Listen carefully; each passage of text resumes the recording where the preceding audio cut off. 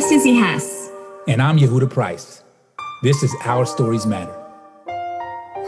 So today we have Aly Wane here, and I'm going to read his bio, and then Yehuda is going to read a powerful writing of his, which is actually how we connected, was from your writing on Facebook that was so powerful. So Aly Wane is an undocumented human rights organizer based in Syracuse, New York, originally from Senegal. He has worked on anti-war, economic justice, racial and immigrant justice for the past few years. And he's on the board of the Alliance of Communities Transforming Syracuse, a politically progressive interfaith organization. He also has been on the steering committee of the Black Immigration Network and has been involved with the Undocu-Black Network and the Black Alliance for Just Immigration. He now serves on the steering committee of the Syracuse Peace Council, and obviously is just an incredible human being. And I'm so happy that you're here today. And this is the first time that we're going to be voice to voice versus like messaging.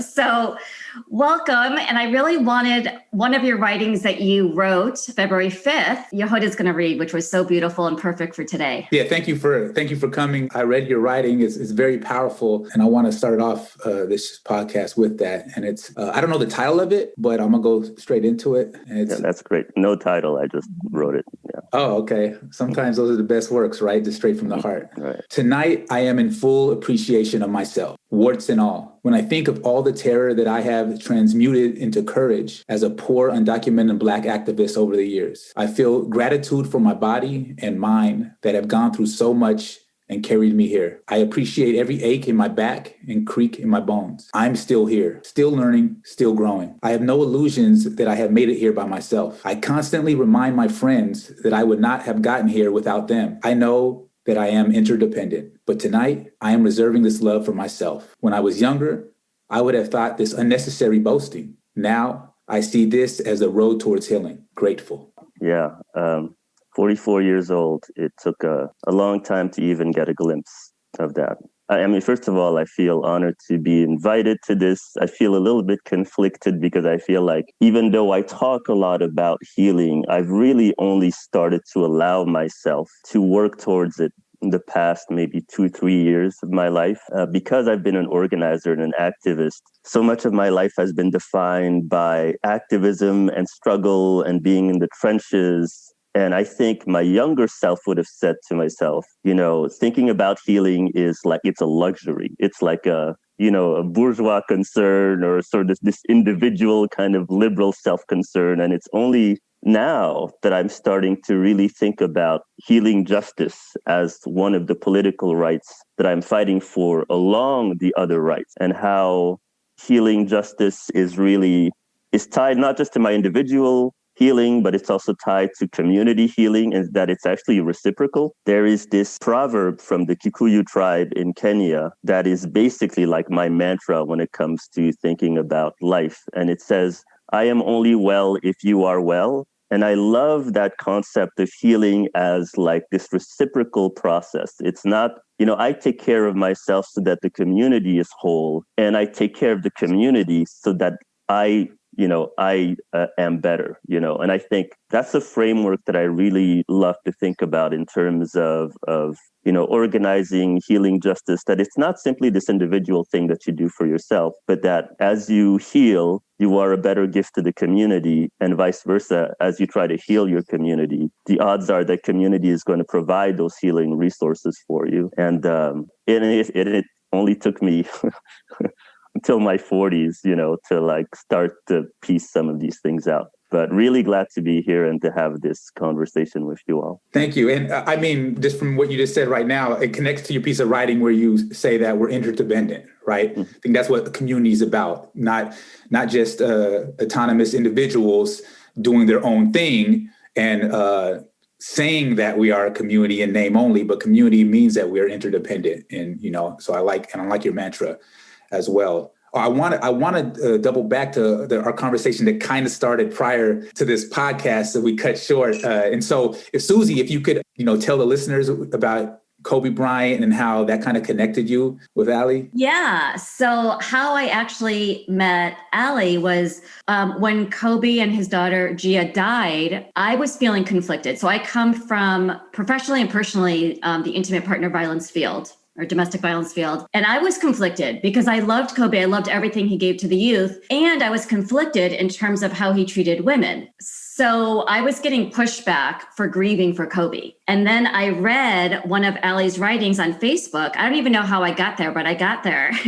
And it was so healing for me that I didn't feel so crazy, that it's okay to have both feelings, that you cannot like one part of what happened and also grieve for what's no longer here, the contradictions. So I reached out to Aly of, oh my God, you just said everything that I was feeling conflicted about. And then I said, I want to be friends, on Facebook. And he said, all right, this is who I am. I'm from Senegal. I'm undocumented. I'm an immigrant. I'm a Black male. And he listed all his politics. And he's like, if you're still good, then all right, I'll accept. I'm like, I'm totally all in. So that was sort of the beginning of how we started messaging. And I read your readings whenever you write them. So that's sort of what we were talking about before. And then Yehuda was about to say something and I stopped him because it was too good not to record. Well, yeah, that's background story. I think you speak to a lot of different things. And just so you could respond to that about what your position answering Susie Wes about the whole Kobe Bryant situation. Yeah, I mean, I wrote that literally without thinking. It almost felt like a piece of automatic writing. And that's because I was just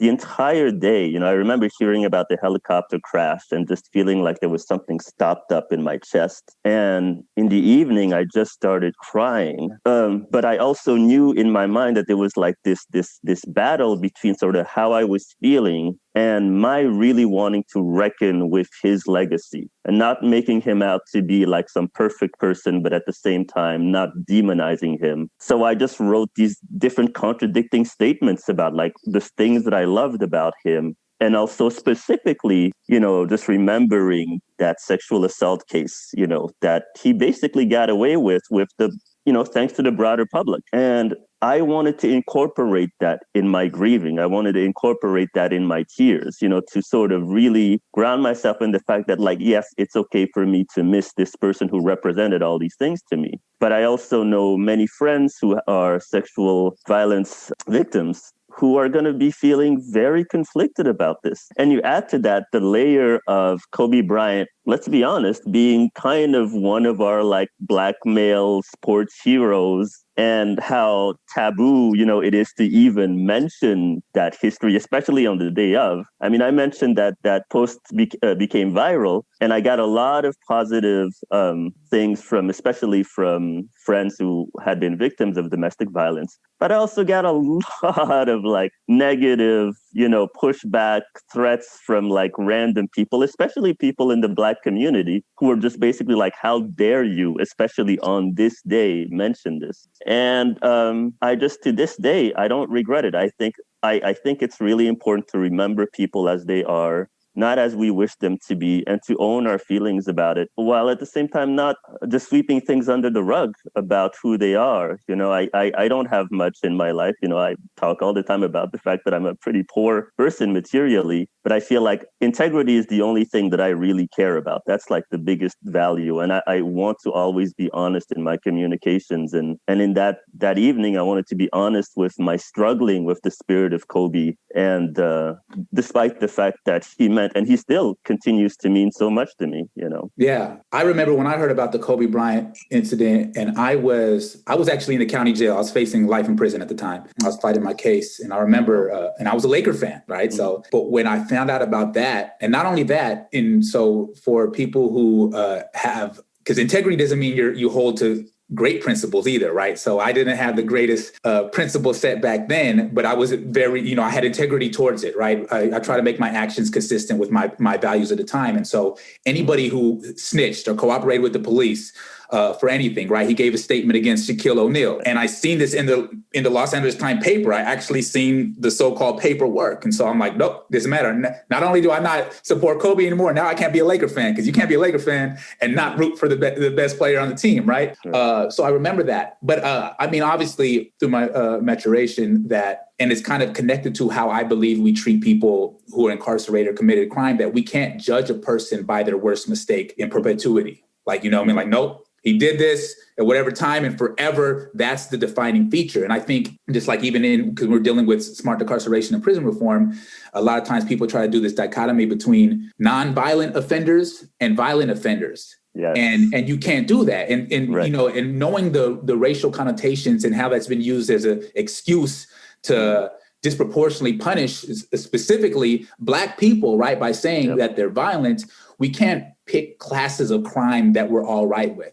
And, you know, like, okay, now this is all right to permanently attach this stigma and persecute these people, you know, forever. So that's where my maturation led to. And also, but taking to what you said about people being complicated people, right? So we live in a present society, right, where we're having a sort of so-called racial reckoning. So do you believe we can apply the same thing to so-called past American icons or leaders that may have been slave owners, or may have done stuff that in that particular time was, you know, normative, right? But now, you know, with this hindsight, this hindsight now, where we've all kind of grown in our, you know, our ethical sensitivity, not in all parts of the world, but at least in America to a certain extent, do we judge these people as complicated individuals, or do we condemn them for their worst mistakes? That's such a great point. And I do want to go back to the point about nonviolent criminals versus violent criminals, because there's such a good conversation around sort of abolitionist ethics that can be had there. But from my perspective, this country has barely started to deal with racial reckoning when it comes to this country. I mean, we're at the point now where I think, to be honest, I almost feel like there's a crisis in whiteness, where I feel like some white people right now are starting to enter that conversation, that uncomfortable conversation about what American whiteness actually means and what it entails. And then some white people are going the Trump way, right? They're going like, you know, make America great again, which is very much coded for make America white again. And like, let's go back into not thinking about this legacy, because these are real and intense convos. I mean, you want to let's talk about the founding fathers. George Washington dentures were made from the teeth of slaves. You know, that this is the man that we idolize in US history. And just think about that tiny detail there, what that says about the brutality of that system that we have barely even started to think about. So I think there's healing that needs to happen on so many levels, because I feel there's healing that needs to happen like within the Black community in terms of all of the trauma that we have had to deal with. And then you add to that the layer of like interracial kind of healing, which is an even more complicated question. And as someone I'm Black, but I'm an immigrant. I was brought here when I was 9 years old. I'm 44 years old now. So I grew up basically as a Black person in this country. But I know that there is tension between the Black diaspora and African Americans, you know, and one of the projects that I've worked on, there's this, when I worked with the Black Alliance for Just Immigration, we had these racial justice dialogues called the Black Diaspora Dialogues, and they're intentional, safe conversation between African Americans and Black immigrants from the diaspora, whether from Africa or, you know, Jamaica, all these other parts of the world. And just those conversations are deep, powerful, freeing, and also painful. I remember the first diaspora dialogue that I participated in, and this is just to give you a sense of how, even within the Black community, how hard it is to have these healing conversations. I was talking to this older African-American man, and he told me that sort of in the back of his head, one of the reasons that he felt like he couldn't trust Black Africans specifically is that he felt like his ancestors had been sold into slavery by African chiefs. And I was just like, like this is 2010. Wow. And this historical trauma is still in the back of this man's mind, and it is valid. I remember like reading about the history of slavery. Of course, African chiefs had no idea what type of slavery they were sending people to. I mean, we hadn't seen that kind of brutality, that kind of brutal system, but there was some level of complicity, and it's still there. And it's, I'm a bit of a comic book nerd, and I remember when Black Panther came out, like that was the conversation, right? Like Killmonger versus the Black Panther, those two characters, that alienation from like the motherland, like that's there. In fact, we actually used Black Panther in one of our African diaspora dialogues to start having these conversations around those tensions. So I'm just looking at it from the perspective of like, there is so much work to do because we haven't even started having honest conversations about how painful this is within the Black community in terms of the interracial conversations. That gets very complicated: Black, brown, Asian, white, and then sort of the overarching role that white supremacy has in terms of the trauma that it has perpetrated. And in terms of the diaspora versus here, for example, trauma perpetrated through colonialism on the diaspora side and the trauma perpetrated through slavery on the African American side. And we've barely started to really have convos about this. And it takes a lot of courage to have these conversations, which is why half of this country, and certainly half of white people in this country, are running away from this, because it's very scary to really think about who these people were. All of these historical figures that we've been taught were these like amazing, wonderful people. When you actually look at the history, it's so complicated. I remember reading Howard Zinn's People's History of the United States of America, which is this like rereading of the history of the United States of America, but from the perspective of the oppressed. And I read it after high school, and I was just like, I was a history buff. Like, where was all of this? Like I almost felt like I had been lied to about this country, which makes me think of history as a weapon of resistance also, and a powerful tool for healing. But first you have to reckon with it. And I just don't think we've barely started to reckon with it. I think that this Trump moment has really forced us, because the kind of not just white supremacist rhetoric, but sexist, heteropatriarchal, hyper-capitalist kind of beast, being sort of the face of America, has just forced us to like make choices, because it's just such a caricature at this point. It is understandable that many people do not want to have these conversations, because then you have to reevaluate who every one of these leaders were, the good and the bad. And they were all complicated. I mean, as a history buff, I certainly understand why certain things that the founding fathers did, for example, were relatively admirable on the level of ideas, but they were slaveholders, and as a Black person very connected to those people, there's a knot in my stomach about that. And that makes me think about how do we heal from all of that? Because some of these folks may be heroes to some, but not to me. I mean, and that's real. Like, I don't want to lie about that.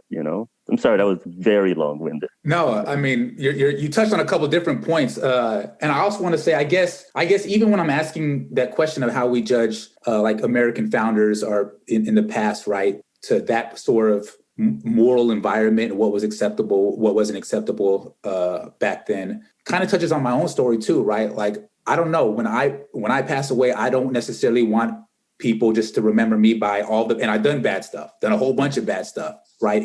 Does the bad I've done somehow always have to be mentioned in my story? Is there ever a point where it doesn't become mentioned? And what I did wasn't even acceptable in my current time. And now, obviously, if we're talking about in the past, slavery and all that was the common practice amongst the whole world. Mm-hmm. And so if mine wasn't the common practice in this present age, then how much more so? So I just wanted to throw in there, and that's just something mm-hmm. that was brought up by your conversation. But I also want to touch upon what you mentioned about the dichotomy between like American Blackness and you as a African immigrant. And so just so you know a little bit more about me, my mother immigrated here from Sri Lanka. My dad immigrated from Jamaica. He was undocumented. He's now a citizen, but he came here when he was 19. He went to Mexico, then crossed the border And he even got stopped by an agent and all that, but he threw him off. His Jamaican accent, they weren't necessarily looking for Jamaicans crossing the Mexican border at the time. But I say that because my father's perception and reaction to racism was different than mine. Mm-hmm. In part because, for one, to grow up Black in America usually leads to a different sort of socially constructed identity. American Blackness without the historical, cultural continuity as those with directly experienced African roots that haven't been severed. American Blackness is an identity that is inextricably linked to white supremacy. American Blackness was created by and is in a response to white supremacy. So how has your experience and perception of racism in America been specifically connected to, to your African immigrant identity, so to speak, in America? Yeah, that's such a great question. And thank you for sharing that about your origin story. I'm always very intentional. I learned I came into the American Blackness experience, and I learned what it meant to be Black in the context of the US. It's a very specific and very brutal context, because I came here when I was 9, and I just thought I was some person, right? And because my mom, who was originally from Mali and who unfortunately since passed away, she was from the continent. And so I never got, the talk about sort of like how to interact with police officers and things like that. So I just had to experience cold turkey, going from like this cute 9-year-old boy who usually sort of got a pass to all of a sudden I'm getting stopped for fitting the description of a profile and just all of a sudden just realizing like, oh, there is no such thing as my trying to differentiate myself from what's happening with my African-American friends. And it was really brutal. And to this day, I say, literally the only times I've ever had guns pointed at me, police officers were pointing that gun. So it was very much a rude awakening. But to complicate that, and that's why the conversation around the diaspora is so important. I came into this country and I consumed US media, right? And I think it was maybe in my mid-teens that I started to realize that I had downloaded some of my own anti-Blackness in the back of my mind. And this is what I mean by that. I remember this moment as if it was yesterday, because it was just like this light bulb moment. I think I might have been in my mid-teens, 14, 15, something like that. I was walking down the streets and I saw 3 young Black men walk towards me. And literally without thinking, I crossed the street. Now, when I got to the other side of the street, I was just like, why did I do that? It was almost like this moment of like, this moment where I saw the Matrix, and it was just kind of like, they look just like me. Like, what was it about these 3 young men that made me feel like, you know what, I'm just going to go over there. And I realized that I had downloaded some of that anti-Blackness, in the back of my head as well. And that's when I really started to very consciously work to be in solidarity with my African-American friends, started to fanatically read about African-American literature, poetry, stories of resistance, history. And I started to realize that the only way that we survive this system is working together, not working intentional with one another, especially since Black immigrants are often posited as the sort of model minority immigrants compared to African Americans. So you'll often have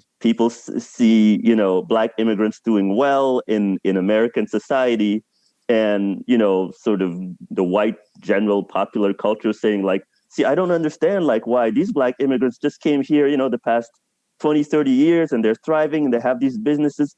Meanwhile, those lazy African Americans have been here for all of these years and they're still, in poverty. And so like the society sets you up as opposites or in tension, when in fact, we have much more in common than we have in terms of our differences, especially since we will be punished in the same rates. I mean, I remember when George Zimmerman was acquitted, that night I cried. And one of the women that I connected with, this is definitely me sort of name dropping a little bit, is my friend Opal Tometi, who went on to become one of the 3 women who co-founded the Black Lives Matter hashtag, all of that stuff. And what a lot of people don't know about Opal is that she's Nigerian American, and that her friends and that her parents were undocumented when she was younger. And so we first connected as immigrant organizers. But that night, when we talked about sort of our pain about how we felt about it, that acquittal, there was just this deep recognition of just kind of like, she was talking about her younger brother. I was talking about my niece and my nephew.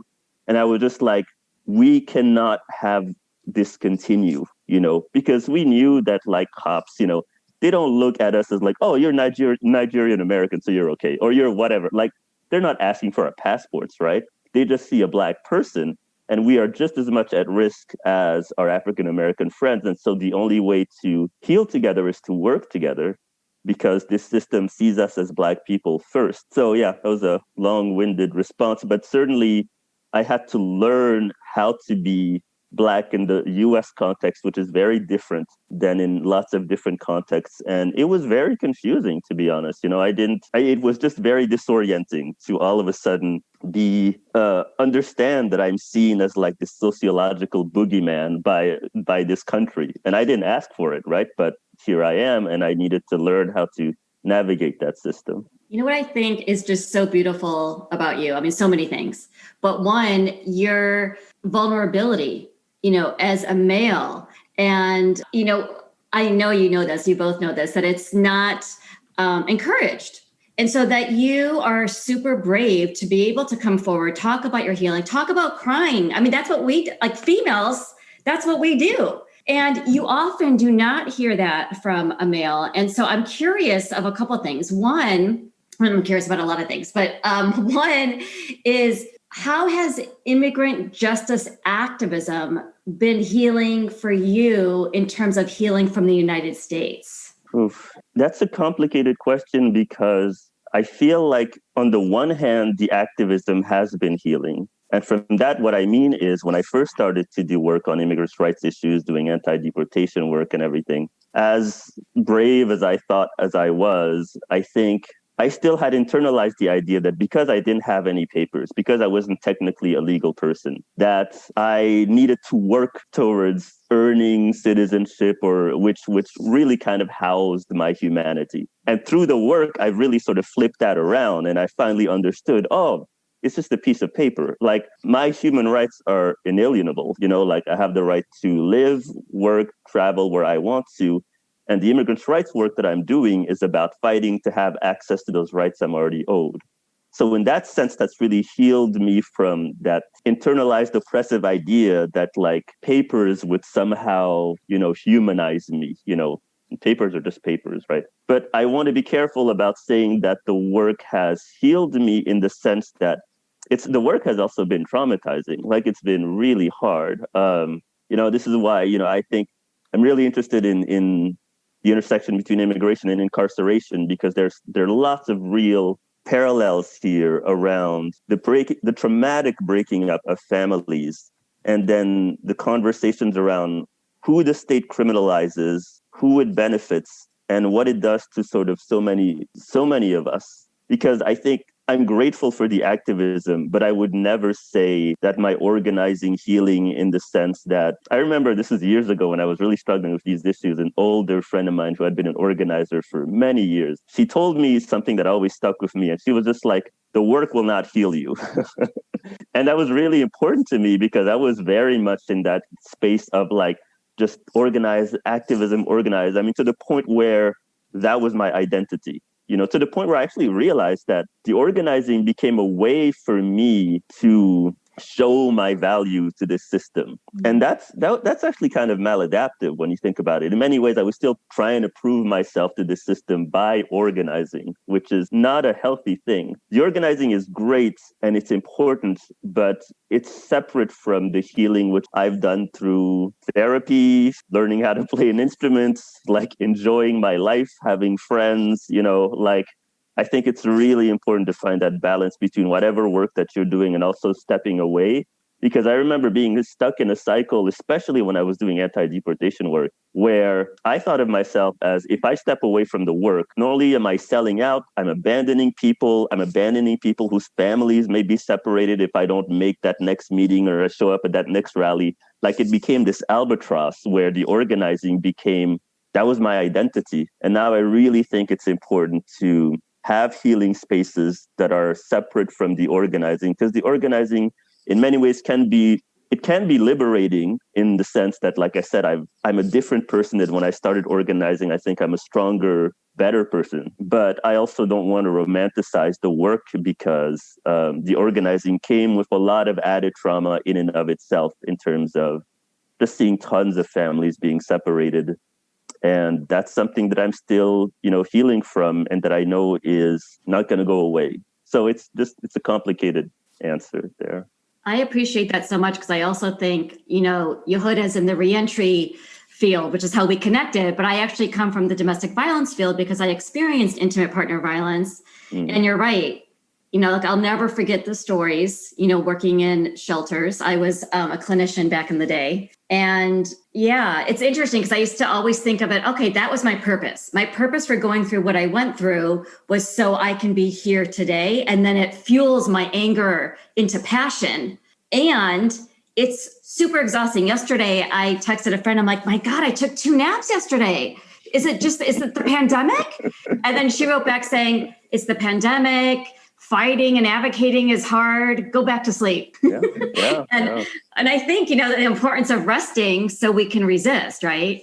Oh, absolutely. I mean, just today, literally, I gave myself an extra hour of sleep, and I was just like, oh, I feel better. Duh. You know what I mean? It's just like self-care. Exactly. So yeah, it's so important to remember that. It's funny, because now when I go into activist and organizing conferences, and there are like healing spaces where people can learn meditation or yoga or whatever thing, like I'm always the first person to encourage, especially younger activists, go do that, because I know that in my 20s, I would have been the last person to go to those sessions, because I thought it was just the struggle. The struggle was what I was meant to do. And the benefit of getting older is that, well, first of all, like my body can't handle the intensity of what I used to do, but also I'm just able to give myself the space that I didn't before. And I mean, there are a lot of things that aren't so great about getting older, but like, to be honest, based on what I've gone through, I like myself in my 40s. My 20s were rough. I'm not interested in a time machine and going back to back then. Like, I'm neurotic now, but like I was neurotic times 10 in my 20s. And I'm less hard on myself now than I used to be. And that's something that I think is just so valuable. I think you write beautifully, about self-compassion and the power of dismantling toxic masculinity. I'm not aware, I don't know if that's your intention, but I read your self-compassion, your emotions. I mean, you're raw in your writing, which I think is so beautiful and so powerful for dismantling toxic masculinity. I know Yehuda keeps trying to get in. I'm like, oh, wait, more. No, I mean, you're bringing up good points. And I think Aly is speaking to a lot of different things that are on a lot of people's minds, and a lot of things that people didn't even know was on their mind until, he sparked that sort of curiosity or that thought to pop up. I do, because you speak about activism and whatnot, and I want you to at least be able to speak a little bit to like what exactly is involved with immigrant justice activism, right? And maybe you have certain beliefs about borders. And just again, fair disclosure on my part, I understand the separation from family. I have 2 children and a wife that are in Canada right now, and she's 4.5 months pregnant right now. Immigration issues don't help, right? So I do understand the struggle with that. And so I just want you to speak to immigrant justice activism. What does it mean? What is your stances? What do you think should be done? And how can we all get involved to help further that cause? Yeah. First of all, I'm so sorry that you're struggling with the system as well. I mean, the system is so brutal when it comes to family separation. In fact, this week, my 93-year-old grandmother from Mali just passed away. And I haven't been able to see her since I was 12.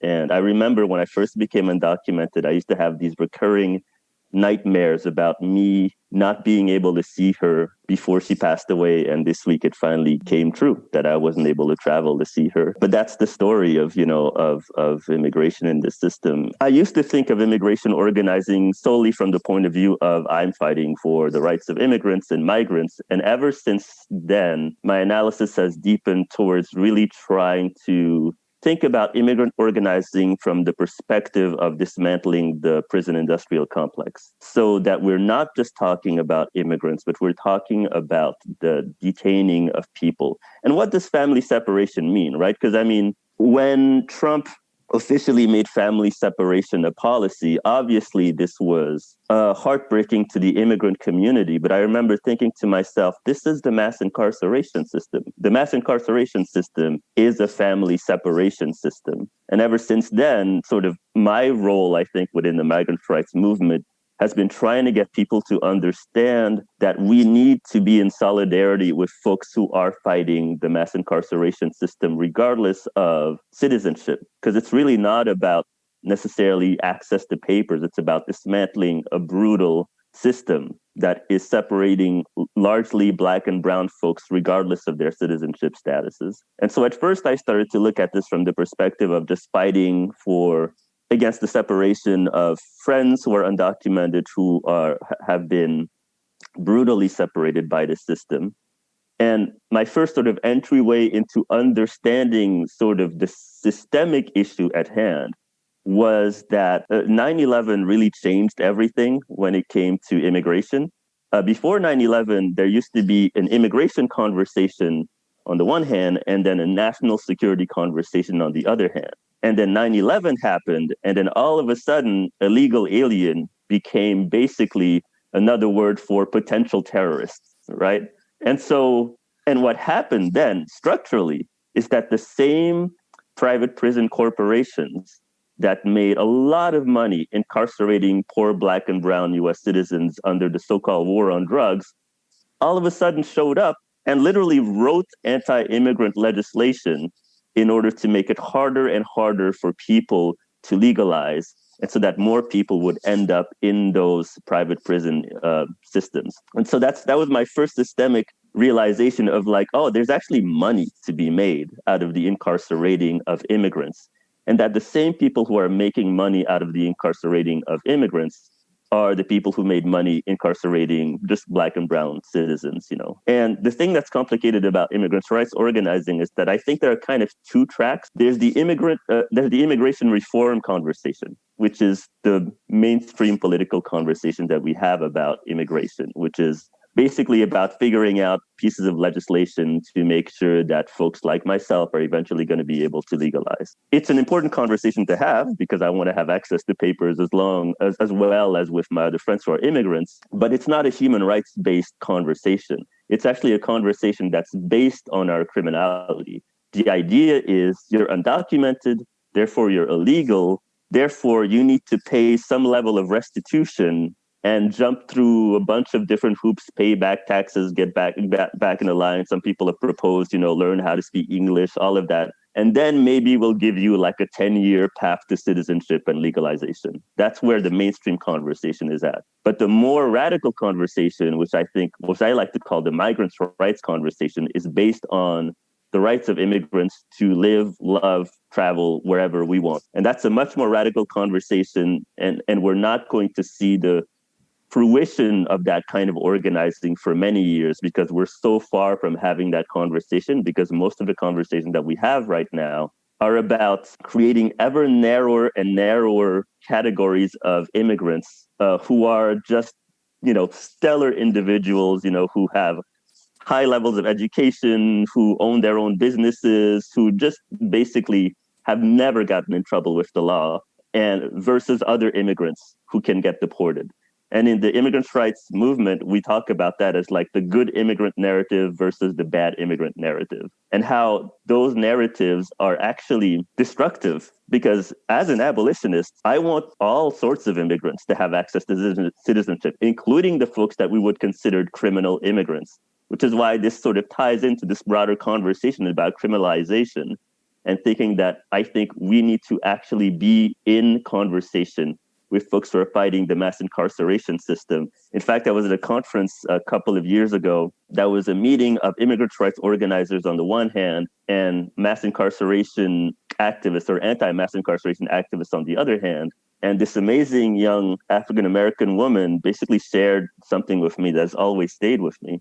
She told me, with you immigrants, whenever one of your family members is about to be deported or incarcerated or something like that, as mass incarceration activists, like we show up because we want to be in solidarity with you, but you don't do the same back to us because you think of yourselves as having been unfairly criminalized, and you think of our family members as the actual real criminals, which is a real dichotomy, which really needs to be broken down. And I'm much more interested these days into thinking about how do we have a larger conversation about the criminalization process as a whole that doesn't necessarily have to do with national identity, but that is tied with an understanding of the racialized nature of citizenship. And by that, I mean, as an undocumented and Black person, like if I had access to citizenship today, I'm still a Black person. Like there's a piece of me that knows like access to those papers is not going to like save me from American, brutality. And what does it mean, for example, that Black and brown folks in Detroit are still fighting to have access to clean water? They have citizenship, right? So what does it mean to be a citizen? Unless we're still thinking to a certain degree that in the American imaginary, being a citizen is still attached to being straight, white, male, property sort of person. I mean, even Barack Obama deported so many people that he was actually called the deporter-in-chief in immigrant rights spaces. But the same state legislature that was experimenting with the most horrible anti-immigrant legislations, that was Arizona, they were the same state legislature that was still talking about that birtherism crap, right? And like, think about that. You could be a Black person, become the first Black president of the United States, and there's still tons of people in the country who call into question whether or not you are a US citizen. Those conversations are tied. And no matter how many people Barack Obama deported, even that was not enough to convince a lot of people that he was patriotic enough because he's a Black man. And I mean, I have a whole lot of complicated conversations around sort of Obama becoming the deporter-in-chief and still having to deal with like, this racist society. So in terms of being active, like the short and easy answer is there are lots of organizations that are working on immigration reform. United We Dream, the Black Alliance for Just Immigration, the Undocumented Black Network, RICES, and I think they're doing amazing work that needs to be supported. But there are more and more organizations that are really trying to get at those broader conversations around solidarity between immigrants and citizens who are incarcerated. Black Alliance for Just Immigration has been doing some work around that. RICES as well. I think that the best work that's being done is work that's being done at the border right now, trying to make sure that people's rights are respected. There are lots of organizations right now trying to reconnect migrant children from their parents. I mean, it's horrifying to acknowledge, but the odds are that project is not going to be 100% successful. The odds are that some of those migrant children are going to be lost. And that's part and parcel of the larger brutality of the prison industrial complex. And that to me is the conversation to have, is not so much, the rights of US citizens versus the rights of immigrants, but how do we build solidarity so that our entire culture is whole? I mean, one of the things that I often mention is, for all of the talk about undocumented immigrant, like taking from the social services, network, like I don't have healthcare. I haven't had healthcare ever since I became undocumented in my 20s. But my deeper conversation is not so much, like I know plenty of US citizens who don't have access to healthcare. So let's have that conversation at that level, not so much on the level of, as an immigrant, I deserve healthcare, or versus, as a poor, US citizen, I deserve healthcare. Like, why aren't we having a human rights-based conversation about why it's so hard to have access to healthcare? And this is a conversation that's even more relevant right now in the age of COVID, when I think one of the articles I read that's something like, if the United States had a better healthcare systems, about 200,000 more people would have survived this COVID plague. because the COVID plague was not just about Trump. It certainly was partly about Trump's terrible response, but it also revealed the incredible disparities in our healthcare system. And that created a situation where the United States, which often boasts as having this great healthcare system, became a joke internationally. I mean, if you look at the so-called first world country rates of deaths across the world, the United States response has been shameful. It's revealed how bad our healthcare system is. Yeah, that's my answer.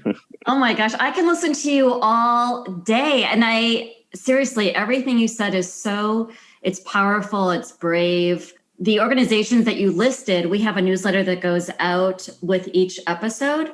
So we'll add all of those to the episode when we have our newsletter that comes out. So I so appreciate that, because I'm sure folks are going to want to get involved. And I totally agree with, we really need to dismantle the silos, right? And think about the intersections of immigration, incarceration. I came from the same sort of world of domestic violence and homelessness were separate. And for the first time, Los Angeles has a domestic violence and homelessness service coalition. The first time. And we had to learn each other's languages. I didn't even understand what they were talking about, and they didn't understand what we were talking about. So I think 100%. So, Yehuda and I are super, super grateful. I mean, I really could sit here all day. I think you're brilliant and brave and poetic and dismantling a lot that needs to be dismantled, to be honest. And I'm wondering, our final question for you is, what has it been like to tell your story today? Yeah, I mean, I'm grateful to tell that story again, and it's wonderful. And yet at the same time, for so long, I've been thinking about both the power and limitation of storytelling as we try to dismantle these systems. Storytelling within the sort of migrants' rights movement in general has been an intentional political tool. For many years, if you were undocumented, we were so-called in the shadows. We didn't talk about our stories because, of course, we were afraid of being incarcerated and deported. And so, the first stage of organizing really was starting to share our stories in public about who we were and starting to assert our political rights. So storytelling is always incredibly powerful. That being said, there is a limitation to the power of storytelling, because then the broader system picks and chooses the stories that they want to share, oftentimes to legitimize itself. Like, for example, in the immigrant rights movement, the folks that are often the most talked about are the so-called dreamers, who are people who were brought here as kids and who would have access to citizenship if they were able to either, I think, do 2 years of military service or get access to higher education. And their stories are like the most squeaky clean stories, like obviously no criminal record, very smart individuals. And their stories are incredibly powerful, and I celebrate the dreamers. That being said, I've always thought about how the reason those stories are always put in front is that they reify what I think is actually a lie, which is the broader American dream mythology. The stories of dreamers are used to say, like, well, our immigration system is broken, but look at these extremely amazing individuals who, through the sheer power of their exceptionalism, deserve to have access into our meritocracy. Now, never mind that the meritocracy doesn't even work for U.S. citizens, but here we are as immigrants talking about the American dream and making it. So this is just to say that, like, we need to be careful about which stories are told and why they're being told. Because I'm much more interested in telling the complicated stories about undocumented people, the stories of undocumented people who do have criminal records, the undocumented people who struggle with homelessness, addiction, who don't fit those easy narratives, because we're human beings. We're not there to be these sort of models who need to prove ourselves to this system. We're just human beings trying to live our lives in a system that is oppressing us. So it's funny because, like, obviously today sharing the story feels really good, but it's also made me think about the ways in which I've shifted the ways in which I've told my story, and the ways I've also started to be a little bit jealous about ownership of how my story is told. Because when I first started sharing my story, I was just grateful for anyone to hear the story because it was just radical for an undocumented person to share that story. And now I'm always careful to not participate in projects that are about making my life like an exceptional story of a deserving, good immigrant. In fact, there was a Netflix project, I forget what it was, but I was approached by one of these producers to share my story, and it was about, sharing my story and a bunch of other undocumented people, and it was all about how, this set of amazing undocumented people like really deserve to become citizens. And I was very intentional, very polite. I said, I appreciate this, but I need to understand the purpose of this project. And once I realized that the project was basically all about like, well, Aly Wane is this amazing person who's done this and blah, blah, blah. And he and these other people really deserve to have access to citizenship. I said, bless you.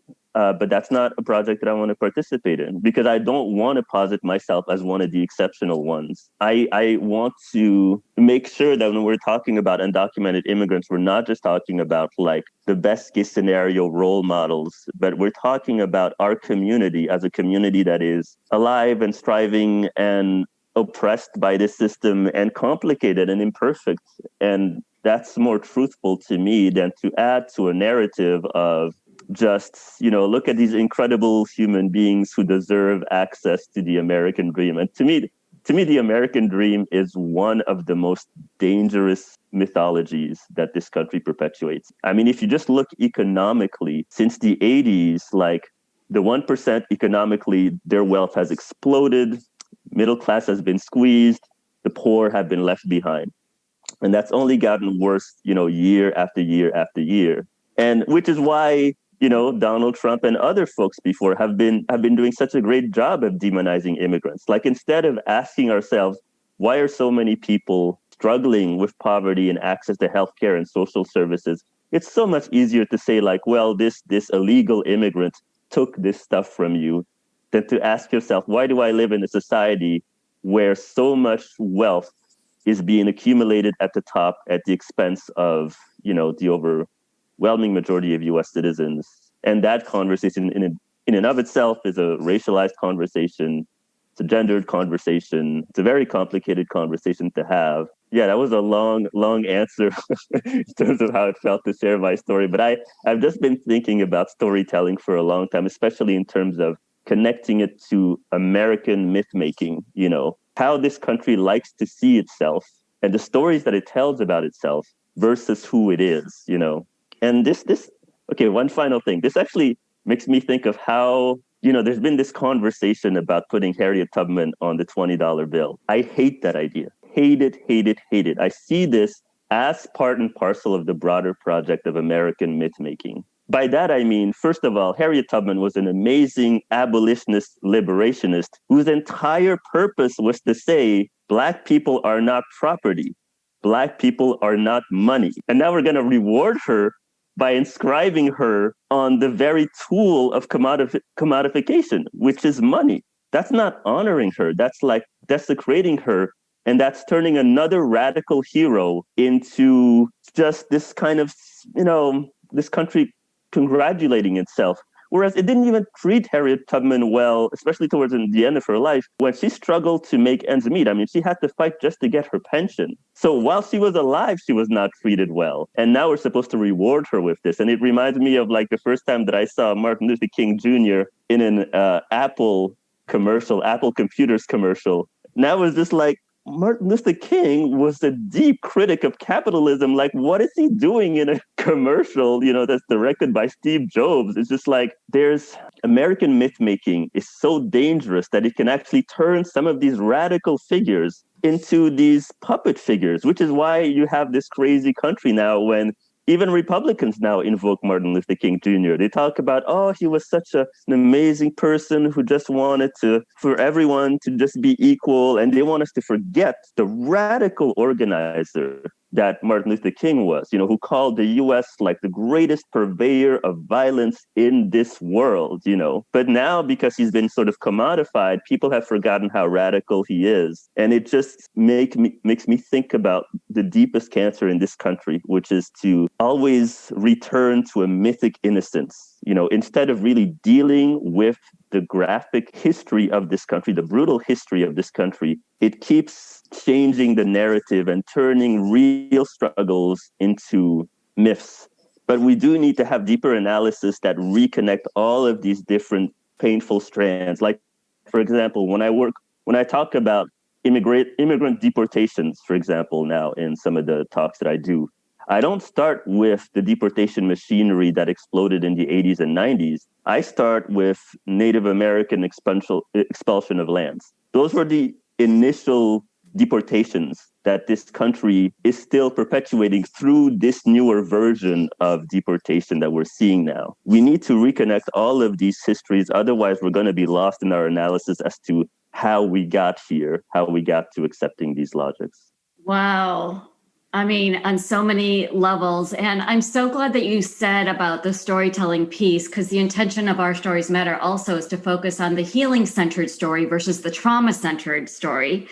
And not have like it be trauma porn, right? Of folks like listening and really empowering folks of like, if he can do it, I can do it. And we see healing centered storytelling as political versus clinical. And I was a clinician back in the day. So, obviously I've moved into like a lot of new directions. And I think, when I think of communities are not resilient unless they have resources, unless they have support. So even when they talk about, that community is resilient. Well, like for me, being Jewish, no, I'm white.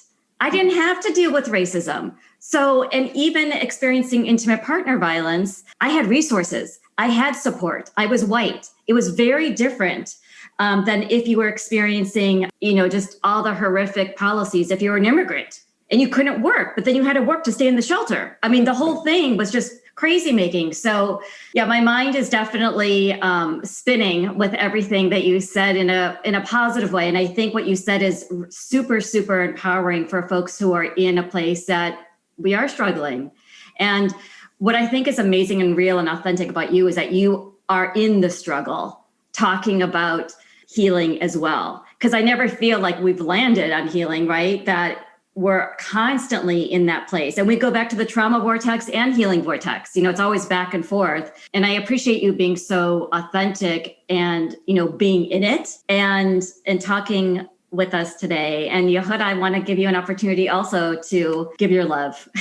Yeah, I appreciate being able to have this conversation with you and all the different ideas you sparked in my own head, that I didn't necessarily consider until we had this conversation. And I think there's a lot of different avenues of this conversation that we could continue to discuss in a whole other shows, related to that specific topic. So, but I do appreciate you coming here, and I hope to speak with you soon. And I look forward to hearing more writing from you. And I appreciate you using your narrative, not as an exceptional narrative, though it is exceptional, but as you kind of give an example that through our own narratives, through our own traumas, through our own struggles, we can transcend that by attaching to bigger issues that affect us as a community, because we all are interdependent. And your narrative is just part of that, and your narrative matters. And everybody's narrative who's going through a struggle and could use the healing from this community could benefit from that. So I appreciate you coming here. Thank you so much. Don't be a stranger. Yeah, it's so great to connect with the both of you.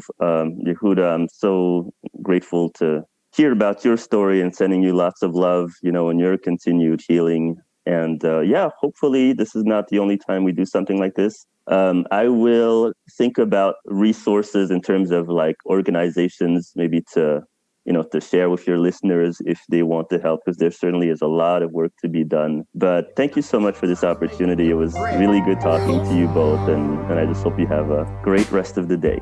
We'd like to thank our listeners, and special thanks to Arts in Action, part of USC Visions and Voices, the Arts and Humanities Initiative, for their generous support. Arts in Action, part of USC Visions and Voices, plants seeds for positive social change by activating intensive art projects between community partners, students, and faculty. Today's episode is written and produced by Susie Hess and Yehuda Price. Today's music is co-written and produced by Yehuda Price, utilizing a contraband cell phone while in prison. Our Stories Matter is brought to you by Trauma Informed LA. Check us out on Facebook and Instagram at Our Stories Matter, and our website at traumainformedla.org. Please give us 5 stars on iTunes so more folks can have access and donate to traumainformedla.org so we can keep recording and healing through our storytelling episodes. Life, it's the life we live. Modern day slavery pursuing cheddar. Life, it's the life we live. Yeah. Whips and chains trying to duck the 12th letter. Mamas tell us be good, obey mass. So don't be like daddy, all in the hood, okay, bass.